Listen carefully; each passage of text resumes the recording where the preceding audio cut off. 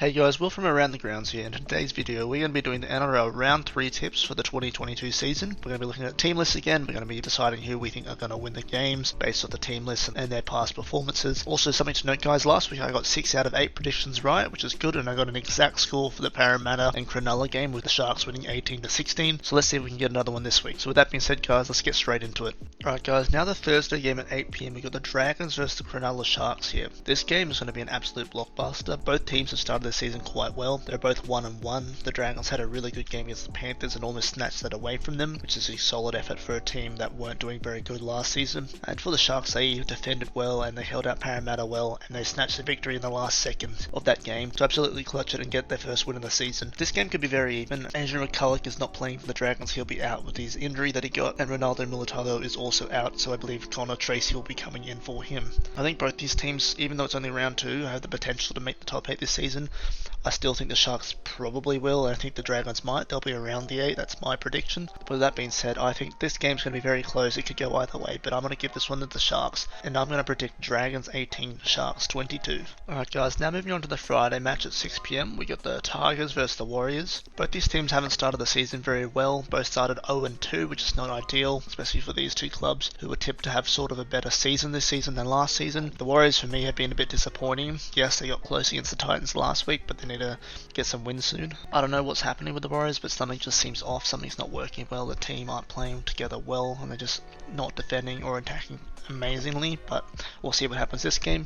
For the Tigers, they kind of got stomped by Newcastle. They only scored 1 try, which is a worry, and obviously they've had that drama with Dane Laurie and James Robert during the week that went to the pokey, so that might affect everyone's mentality in the team, so it'll be interesting to see how they come out with this game. This one's being played at Campbelltown, the West Tigers' home ground. I don't think the Tigers are going to get many wins this season, but I think this is a game that they can definitely win because the Warriors haven't looked that good, and the Tigers I think have more to prove than the Warriors at this point of the season. So with that being said, I'm going to give this win to the West Tigers, and I'm going to say the Tigers 20 are going to beat the Warriors 14. Alright guys, now the Friday 8 PM game, we've got the Rabbitohs versus the Roosters here. 8th versus 13th. Obviously the Roosters got a nice win against Manly last week and they look very comfortable, whereas the Rabbitohs, they lost again and they are now 0-2 and they're not having a very good start to the season. This game is a grudge match. Both these sides do not like each other and I expect it to be very fiery, but I think Trent Robertson and his coaching, he's going to make sure to get his troops ready and he's going to make them not engage with the Rabbitohs and their tactics to make the game a bit closer than it should be. And I think he's just going to have a coaching masterclass here.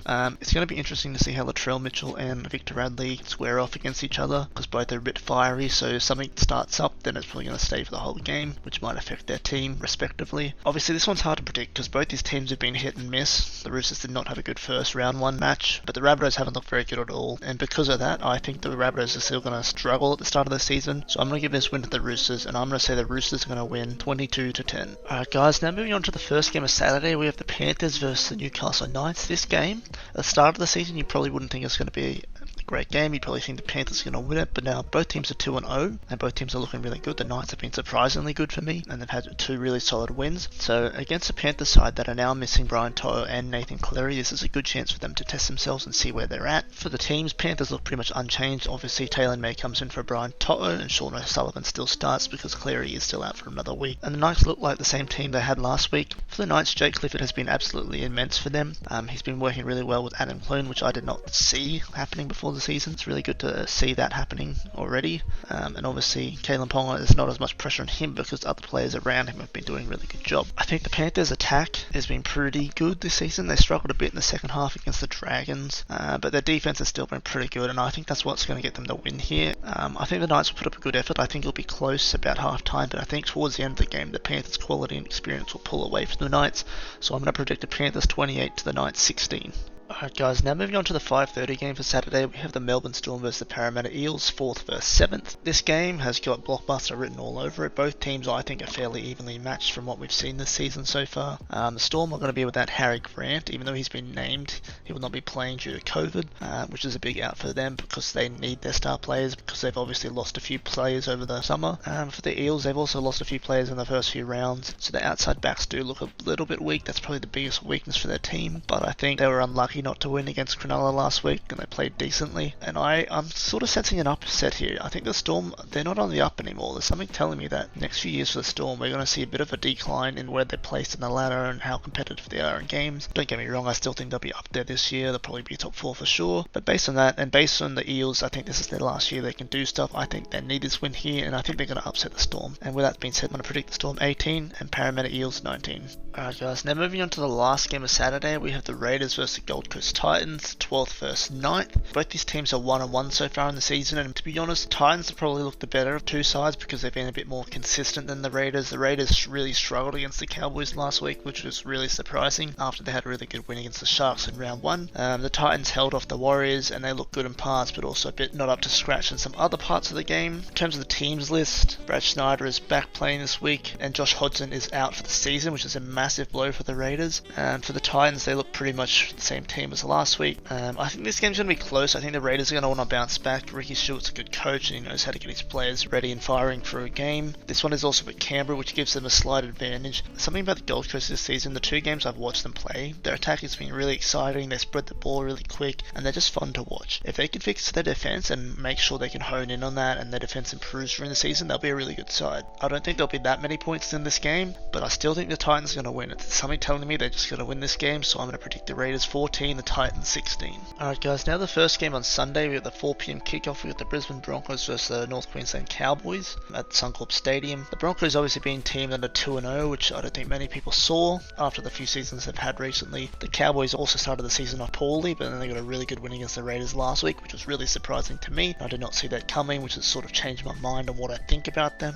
This game is just an old derby, and this is one's going to be really hard to pick, because obviously both these teams have inconsistencies, and both these teams have not been consistent the last few years, which means honestly just whoever shows up on the night I think will win this game. In terms of the team list, I think the Brisbane Broncos have a slight advantage.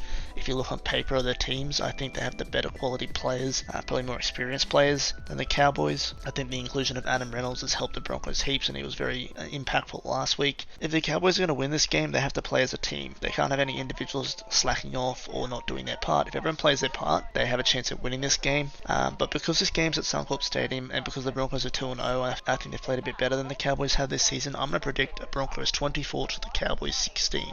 Alright guys, now that brings us to the final game of the round, the Sunday 6 o'clock game. We have the Manly Seagulls versus the Bulldogs here, 16th versus 11th. Manly have had a pretty terrible start to the season. They're 0-2. They've only scored 18 points, so they've conceded 54, which is just abysmal for them based off last season. The Bulldogs have been hit and miss. They haven't scored many, but they actually haven't let many in as well. They've got probably the best defense in the comp, or one of the best defenses in the comp. I think it's just the scoring points which has been the problem for the Bulldogs for since however long I can remember. They just haven't been able to score points. But I think they're going to click into gear. They're slowly going to get better and better with each game.